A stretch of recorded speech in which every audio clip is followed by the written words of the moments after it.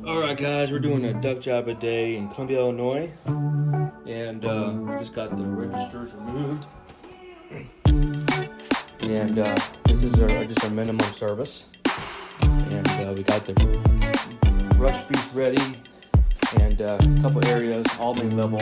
Here's their furnace. These got a new furnace, but there is reports that their ducting was dirty, so we're going to access this through this return right there.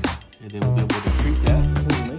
And then we just have a couple areas, bedroom, bathroom, room there.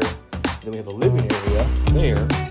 That's gonna be a wrap. So we're gonna treat those areas, get it ready to go. And typically speaking, guys, you're gonna wanna be doing this every 7 years. But if you have kids, new baby, dogs, allergies, I would recommend doing that more often, maybe every 3 to 5 years. So that's a little update, guys. That's what we're doing today. And as always, if you have any questions, see you in the next one.